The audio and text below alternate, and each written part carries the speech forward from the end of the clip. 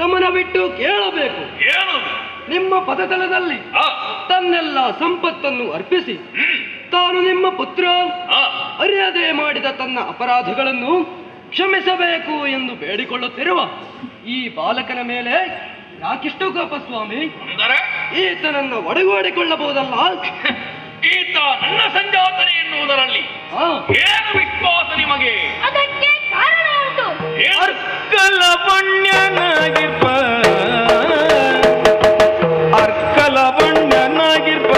ಮದನ ನಿನ್ನಂತ ರೂಪ ಮದನ ನಿನ್ನಂತ ರೂಪ ತಿಳಿದು ಮಾತಾಡೆಯ ಪರಮ ಪ್ರಿಯ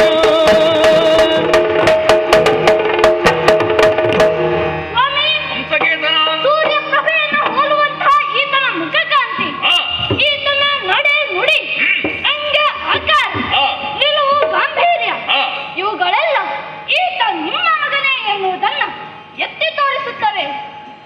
ಈತನಾಡುವ ಮಾತುಗಳು ನಿಜವಿರಬಹುದು. ಹಾಗಾಗಿ ಈತನನ್ನು ಒಳಗೂಡಿಕೊಳ್ಳಬಹುದಲ್ಲ.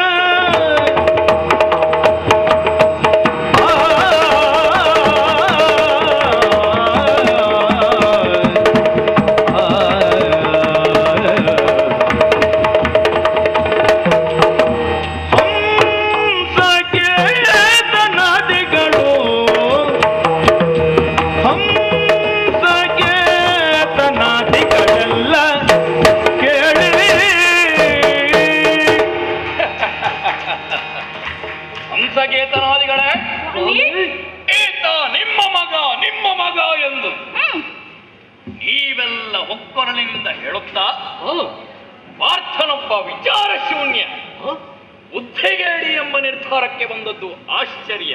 ಕಾರಣ ಏಕೆಂದರೆ ಈತ ನನ್ನ ಸಂಜಾತನೆ ಆಗಿದ್ದರೆ ಒಮ್ಮೆ ಯಜ್ಞಾಶ್ವವನ್ನ ಬಂಧಿಸಿ ಅಂತರ ಹೇಡಿಯಂತೆ ಬಂದು ನಮ್ಮ ಪಾದ ಕಟ್ಟಿಕೊಳ್ಳುತ್ತಿದ್ದನೋ ಹೇಳಿ ಕ್ಷತ್ರಿಯ ಕುಲಕ್ಕೆ ಕುಂದು ತರುವ ಈತನ ವ್ಯವಹಾರ ವಂಶಾಪರಾಧವೆಂದರೂ ತಪ್ಪಾಗಲಾರದು. ಸತ್ಯ. ಪ್ರಾಯ ಪ್ರಬುದ್ಧನಾದ ಈತನಿಗೆ ಇಷ್ಟರವರೆಗೆ ತನ್ನ ತಂದೆ ಯಾರು ಎಂದು ತಿಳಿದಿಲ್ಲ ಎನ್ನುವುದು ನಂಬುವ ವಿಚಾರವೇ ಅಲ್ಲ.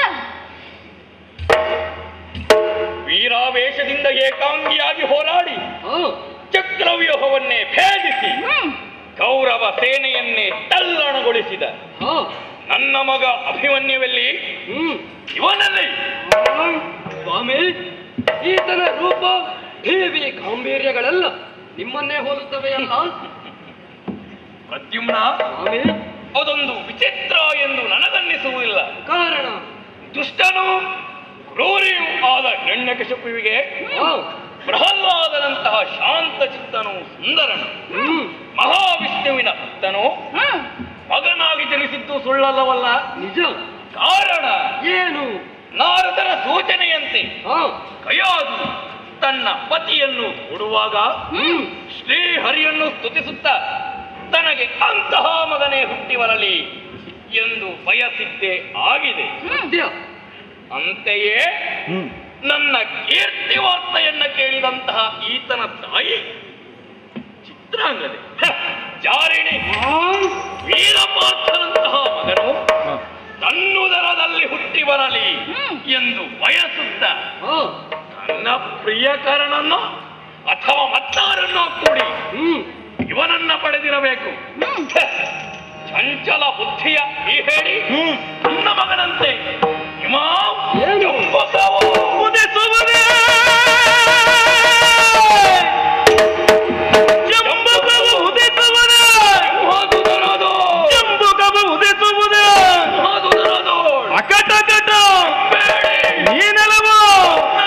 ಎನ್ನಬಸುರಿಂದ ಬಂದವನಲ್ಲ ತರಳ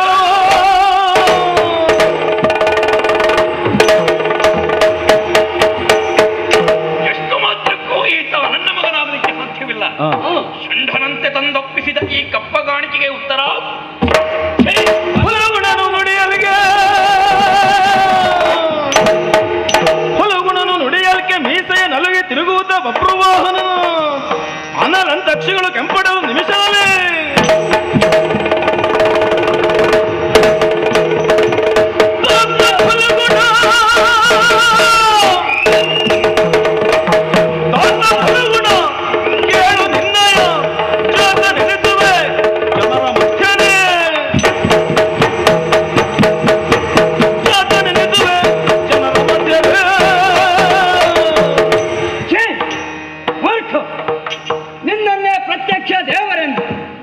ಹೃದಯ ಮಂದಿರದಲ್ಲಿ ಪೂಜಿಸುತ್ತಿರುವ ಆ ನನ್ನ ತಾಯಿಯನ್ನು ಚಾರಿಣಿ ಎಂದು ನನ್ನ ನಾಲಿಗೆಯಲ್ಲಿ ಕತ್ತರಿಸುತ್ತೇನೆ.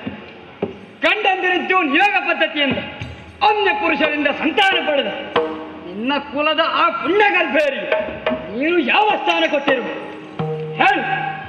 ಸ್ತ್ರೀಯರನ್ನು ಪೂಜ್ಯ ಭಾವದಿಂದ ಕಾಣುತ್ತಿರುವ ಚಂದ್ರಾನ್ವಯ ಸಂಜಾತನಾದ ನಿನ್ನ ಬಾಯಿಂದ ಈ ಮಾತು ಈಗ ಮಾಡುವಂಥ ಯುದ್ಧದಲ್ಲಿ ನನ್ನ ಪೌರುಷ ಪರಾಕ್ರಮ ತೋರಿಸಿ ಈತ ನನ್ನ ಮಗ ಹೌದು ಎನಿಸದಿದ್ದರೆ ತಾಯಿಗೆ ಮಗನಾನಲ್ಲ ಮಹಾಶೇಷನ ಮೊಮ್ಮಗನಲ್ಲ ಬೆಳಗಿನಲ್ಲಿ ಗಂಟಿಸಿಕೋ ನನ್ನು ಇರಿಸುವುದಕ್ಕಾಗಿ ಮಿತ್ರ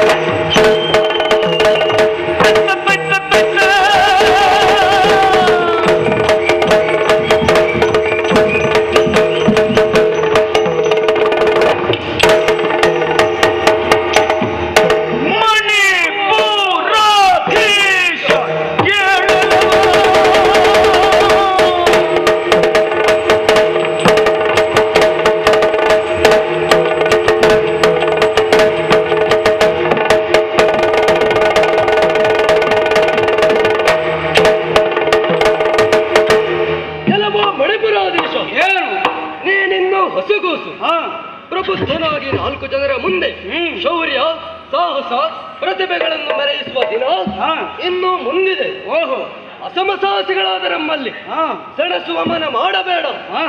ಮಣಿಗೂ ಬಂದರೆ ಲೇಸು, ಇಲ್ಲವಾದ್ರೆ ಎಣಿಕೆ ತಪ್ಪಿ ರಣಕೆಣಿ ಆದರೆ ನಿನ್ನ ಬಳಿಯಲಾರದು.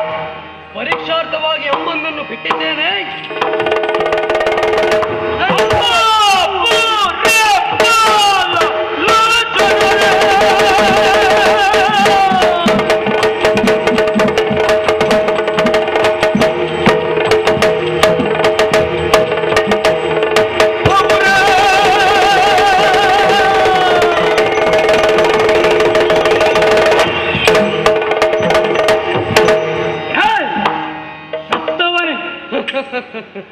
ಅಂದರೆ ಅಂದರೆ ಆ ಚಂದ್ರಚೂಡನ ತಪೋಭಂಗಕ್ಕಾಗಿ ತೆರಳಿ ಆತನ ಉರಿಗಣ್ಣಿನಿಂದ ದಯಿಸಿ ಸತ್ತವನಲ್ಲವೇ ನೀನು? ಇದೀಗ ಮರಳಿ ಹುಟ್ಟಿ ನಿನ್ನ ಮೃತ್ಯುವಾಗಿದ್ರೆ ನಿಂತಿದ್ದೇನಲ್ಲ. ನನ್ನ ಕೂರಳಿಗಿನಿಂದ ಪುನಃ ಸಾಯಬೇಕೆಂಬ ವಿಧಿ ಸಂಕಲ್ಪ ಅದು.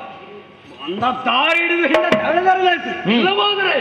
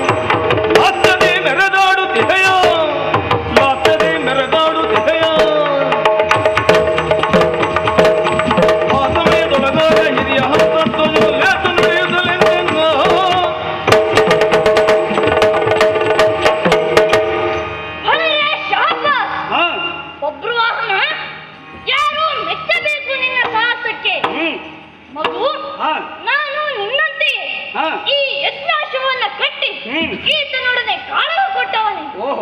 ಆದರೆ ಆ ಯುದ್ಧದಲ್ಲಿ ಸುಧನ್ವನೇ ಆದಿಯಾಗಿ 4 ಜನ ಮಕ್ಕಳನ್ನು ಕಳೆದುಕೊಂಡ ಅದೃಷ್ಟ ನಾನಾದೆ.